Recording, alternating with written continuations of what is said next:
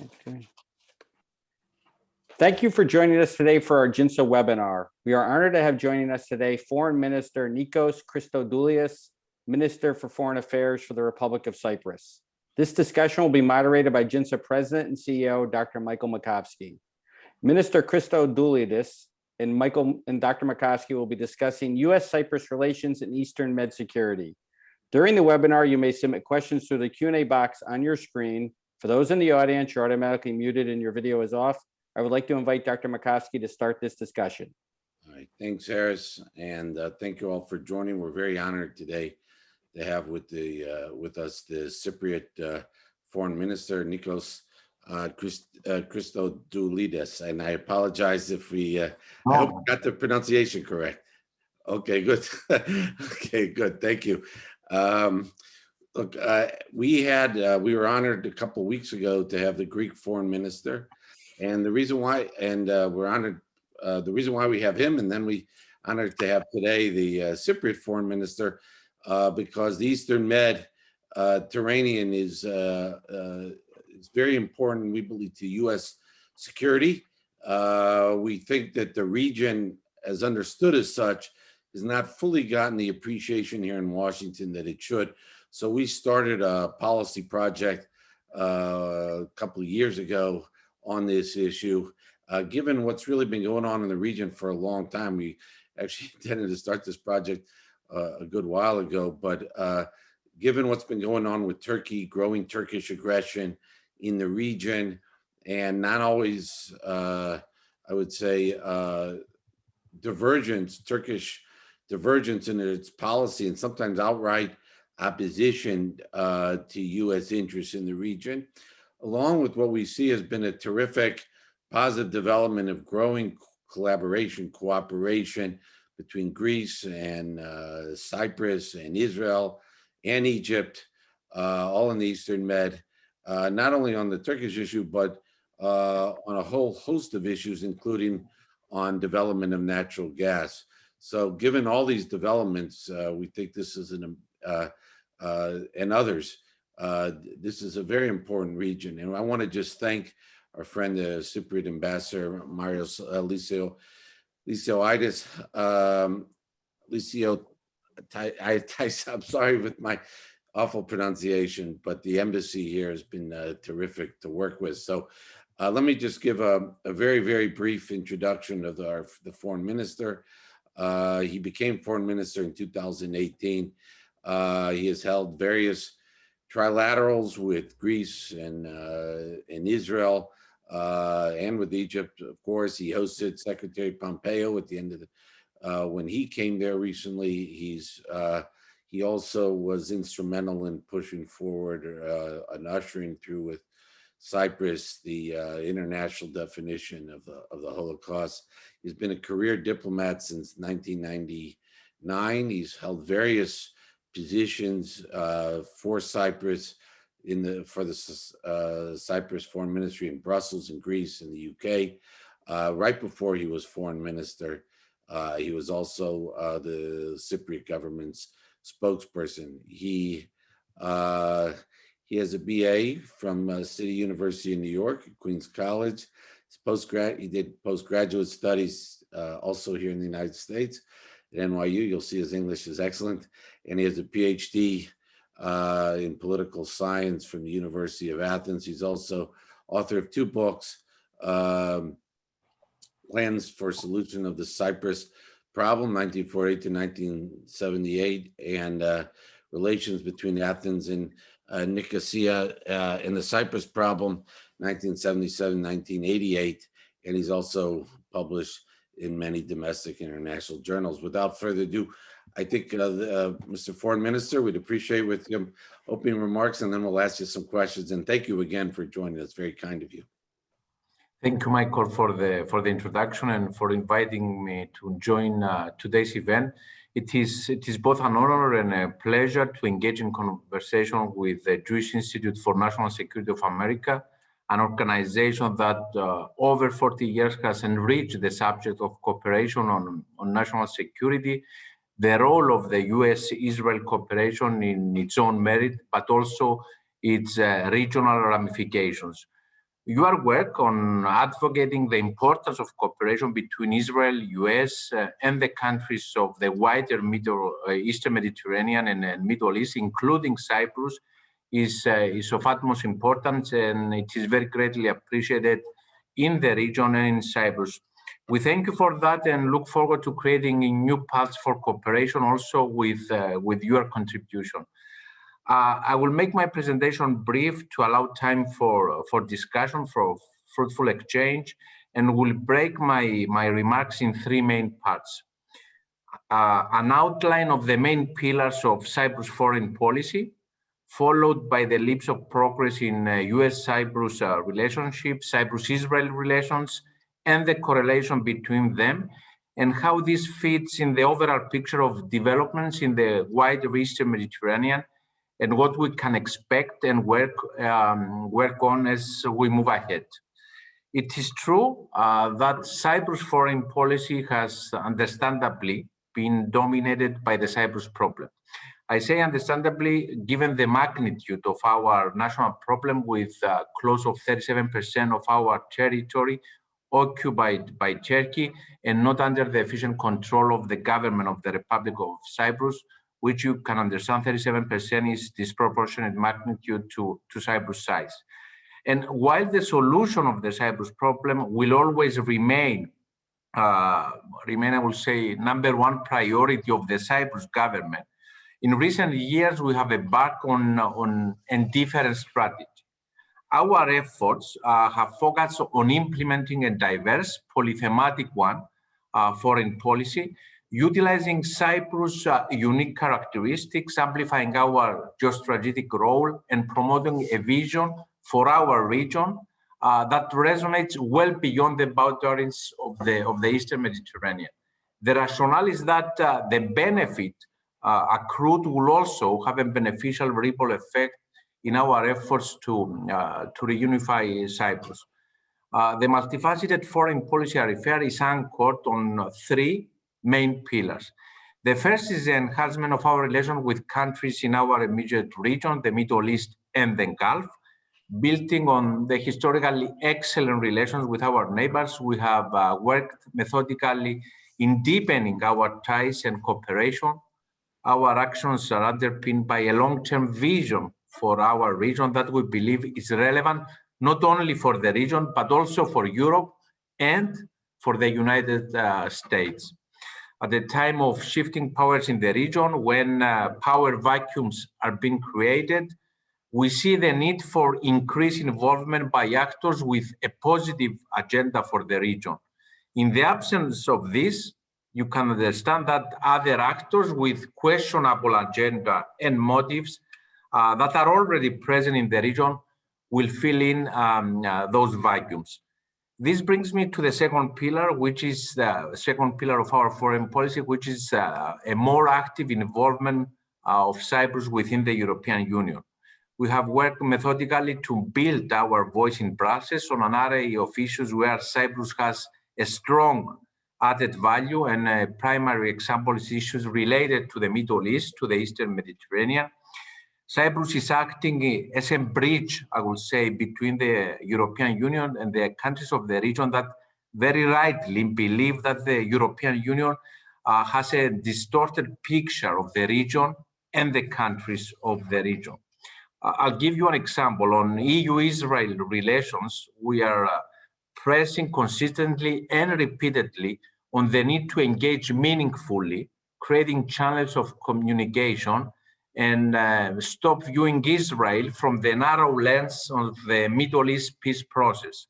But we should, as a European Union, and this is a point that we are doing in Brussels, approach Israel as a stable, reliable democracy, reliable and predictable democracy in the region, whose interests align with the interests of the European Union. And we will continue pressing this in Brussels. The third pillar of our foreign policy relates to the strengthening of relations with the 5 permanent members of the United Nations Security Council, as well as with key players in the international agenda. And key players, I mean mainly India and Japan. So far as the 5 permanent members of the Security Council are concerned, we have worked on building our relations beyond the remit of the discussion of the Cyprus problem at the Security Council, creating an evolving and continuously advancing strategic cooperation in all fields. Through this effort, through this process, the important role Cyprus can play in the region is of strategic importance is highlighted in our discussions. Perhaps there is no better example encapsulating the unraveling in practice of this policy than the strengthening of the relations of Cyprus with the United States, with Israel, and with countries and like-minded countries of the region in recent years. As far as Cyprus-US relations are concerned, I have to say that remarkable progress has been achieved in the last few years, in the last 3-4 years, with very tangible deliverables. Elevating Cyprus-US relations in a tangible, strategic, and results-oriented manner has been a conscious choice for us, for the Cyprus government, and its evolution, the evolution of this relationship into a strategic partnership forms a core pillar of the reorientation of our foreign policy, of Cyprus' foreign policy. Cyprus has proven to be a stable, efficient, reliable partner, provider, and security provider, together with Israel, in this region, in a part of the world which is in dire need of security and stability. Cyprus' role in its neighborhood comes in contrast to that of other traditional partners, traditional allies of the West, even NATO members, that have been acting in a destabilizing manner, undermining in a way the West interest in the region, in Syria, in Libya, in Iraq, in Lebanon, in the Eastern Mediterranean, in the Aegean. At the time of crisis, Cyprus immediately responded to requests by the United States to ensure operational readiness in the area. Indicatively, my colleague will mention that in 2020, 160 US Navy aircraft landings took place in Cyprus and 3 port calls, while in the period between January and March 2020, support to hundreds of military personnel and military means was given. The signing in November 2018 of the Statement of Intent between the United States and Cyprus catalyzed the already significant progress in Cyprus-US relations. It signaled the evolution of our relations into a strategic partnership, setting the framework for operationalizing cooperation. In this framework, Cyclops, a permanent regional training facility, was established in Cyprus, focusing on collaboration in training with the United States, Israel, other allies, and regional actors.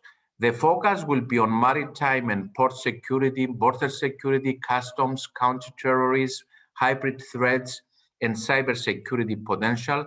And it is evident that it could be used for common projects in regional security, including as part of the 3+1, Cyprus, Israel, Greece, and the United States, and of course, the Abraham Accords. The remarkable leaps made both in our bilateral cooperation in areas such as regional security and defense, energy and anti-terrorism, as well as in the regional context, including with the growing trilateral nexus of regional synergies, and in the 3+1 format with Greece and Israel are very clear. We are encouraged by the strong, I will say, bipartisan effort in supporting through tangible ways further fostering of this strategic partnership, and looking forward to working with the new administration in this regard. Our hope, Michael, is that the new US administration will build on the momentum created the last 3-4 years and not view Cyprus through the monothematic, I will say, lens of the Cyprus problem or Turkey. Our relations have outgrown that stage. Turning now to our relations with Israel, what I can say is that Cyprus and Israel historically enjoy a very close, special friendship that goes well beyond geographical proximity, and it is underpinned by common values and democratic principles that is in fact the backbone of our strategic cooperation that in recent years has gained remarkable, I will say, momentum. Israel was one of the first countries to recognize the Republic of Cyprus back in 1960. And at the same time, I'm sure that you are aware that more than 50,000 Holocaust survivors were hosted and were embraced by Cypriots after World War II. In fact, my very first visit as a foreign minister in March 2018 was to Israel, while even in the middle of the pandemic, we managed to hold several productive high-level meetings with my very good friend, the foreign minister, Gabi Ashkenazi. I went at the Ben Gurion airport back in June, to which I flew from Cyprus with the Air Force helicopter. It took me 35 minutes to go in Israel. Followed in October by a trilateral meeting in Athens with Gabi and Nikos, our Greek foreign minister, as well as a trilateral meeting of our respective Minister of Defense, and also a G2G presidential visit to Israel back in Friday, while we are planning a large regional meeting at the level of the Ministers of Foreign Affairs in few days in Cyprus. Hand in hand with this flourishing cooperation are the trilateral mechanisms Cyprus, together with Greece, have established with countries of the region, namely Israel, Egypt, Jordan, United Arab Emirates. Energy developments brought these countries together in creating a legal framework for exploration and exploitation of natural resources, fully in line with international law. Cooperation proliferated in an array of other areas such as security, education, environment, climate change, and innovation. It is very important to stress that these forums were working on a positive agenda with an inclusive compound effect. They are open to all countries in the region, like-minded countries of the region that respect international law, good neighborly relations, the sovereignty and the sovereign rights of all their neighbors. Another characteristic is that all these mechanisms are constantly evolving, expanding both thematically and in terms of format and participation. For example, we had the meeting in Cairo at the ministerial level of Cyprus, Greece, Egypt, France, and Italy. The United States joined Cyprus, Greece, and Israel in a meeting on issues of security with Secretary Pompeo. Developments can be expanded on this front in the coming weeks. While in the middle of the pandemic, a virtual ministerial conference with the participation of Cyprus, Greece, Egypt, UAE, and France on issues of security took place. The dynamic of the trilateral mechanism and the commitment of countries involved in investing in them is also proven by the fact, by the decision taken to institutionalize this trilateral cooperation through the establishment in Cyprus of a secretariat in 2021 for the coordination and the implementation of decisions taken at political level. Can you hear me now? The deliverables of regional cooperation are clear, and amongst them, let me mention the fact that on September 22 this year, the statue of the Energy Forum established in Cairo with the participation of Israel, Egypt, Cyprus, Greece, Palestine, Jordan, and Italy was signed. And we are very glad that the United States is participating with an observer status. At the same time, the interstate agreement on the Middle East, on the East Med pipeline between Cyprus, Greece, and Israel was signed. At last but not least, the historic agreement for normalization of the relations between Israel, UAE, and Bahrain is another indication of the developments in the region. It is our strong convictions that the cooperation developed in our region has also created a dynamic that could lead to the creation of a regional organization or a regional forum of security and cooperation when the political conditions permit. A forum that will be inclusive, based on a positive agenda, and with the only prerequisite being the respect of international law and commitment to good neighborly relations. I really believe that such a development is also in support of the US interest in the region. With this as food for thought, Michael, I wish to thank you once again for this opportunity. I'm looking forward to our discussion. Thank you very much, Mr. Foreign Minister, for those remarks. You covered a lot of ground. I'm going to have clearly your time in America was well spent. Your English is terrific.